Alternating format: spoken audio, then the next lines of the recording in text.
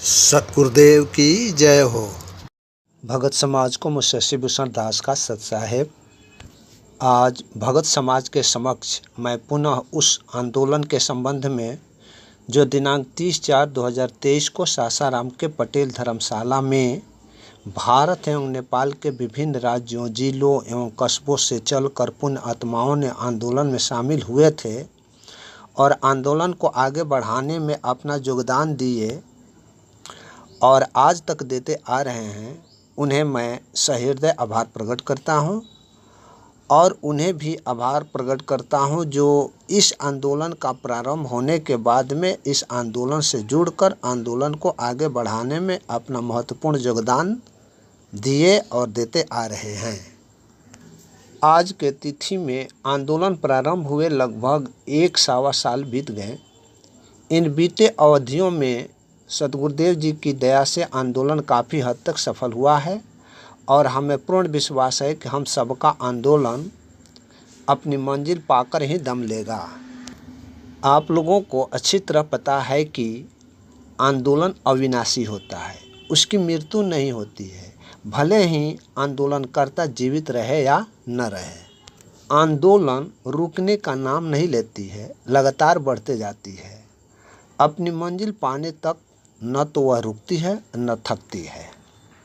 इस काल लोक में मेरे समझ के अनुसार आंदोलन और गुरु परमात्मा का सत्यवाणी दोनों ही अविनाशी है।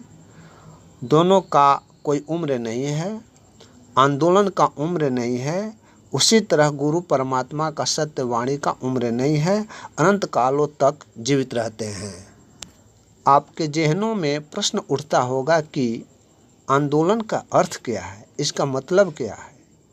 तो मेरे समझ से इसका मतलब है, आंदोलन का मतलब है अर्थात इसका अर्थ है एक विचार, और यही आंदोलन अर्थात विचार जब धीरे धीरे आगे बढ़ जाती है, व्यापक हो जाती है, तो वही विचार एक बृहद क्रांति का जन्म देती है।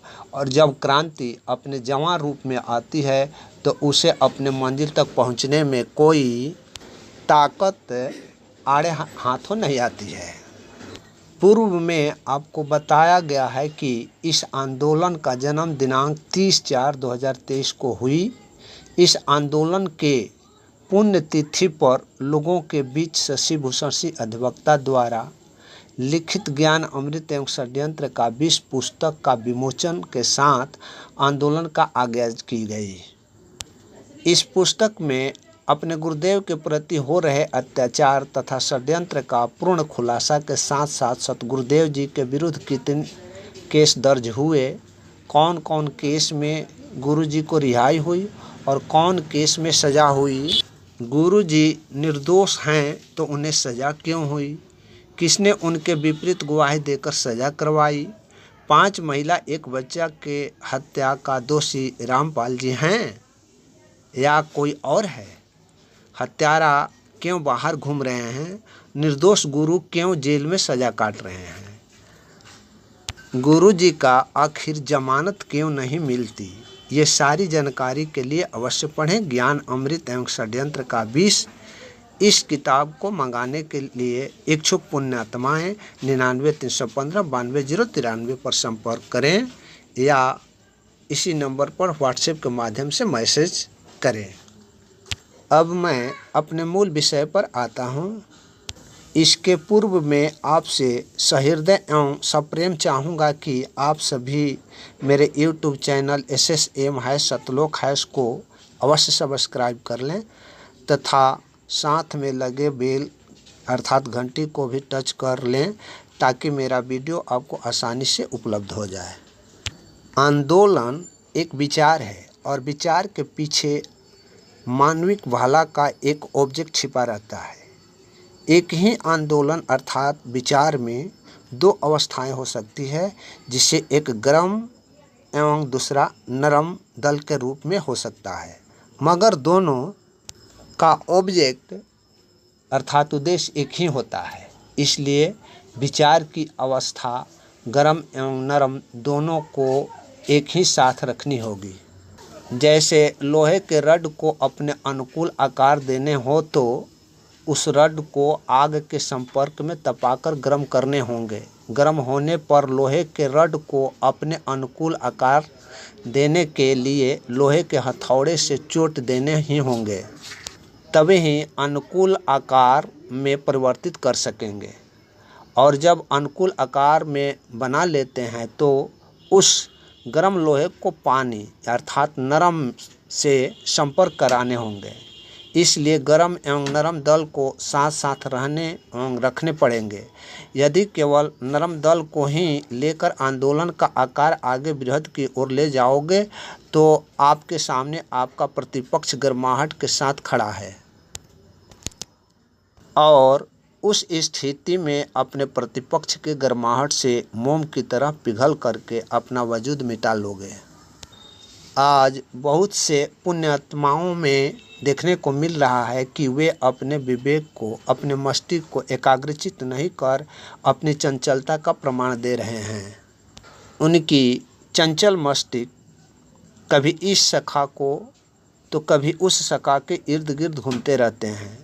परिणाम होता है कि उनके विचारहीनता के कारण स्वयं को आत्मघाती रास्ता को उठा लेते हैं, जो न तो घर का रह जाता है और न घाट का। इसलिए अपने आप को विचारवान बनाने की ज़रूरत है। किसी के विचार के पीछे दौड़ने से अच्छा है अपने विचार को एकाग्रचित करके उस पर मंथन करना और अपने सतगुरुदेव के सत्यवाणियों से मिलान करना और जो सत्यवाणियों से मेल खाता हो उसे अपनाना, उसे स्वयं अपनाना है। किसी को अपनाने के लिए बाध्य नहीं करना है। आप स्वयं अपनाकर अपना कर्म करते चला जाना।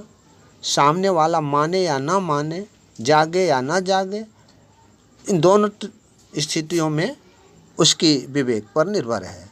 मगर हम अपने कर्म को क्यों रोकें? हम जिस कर्म को कर रहे हैं अपने कर्म पर आगे बढ़ते जाएंगे।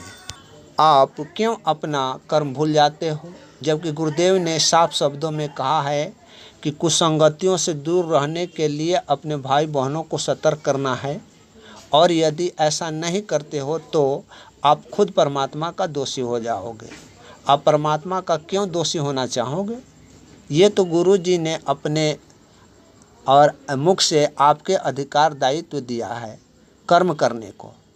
तो गुरु द्वारा दिए गए कर्म से विरत होते हुए हो तो आखिर विरत क्यों होते हो? उनके द्वारा दिए गए कर्मों को करने चाहिए।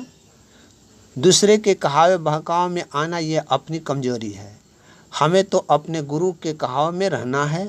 गुरु ने आदेश दिया है कि अपने बहन को कुसंगति से सतर्क करने हैं।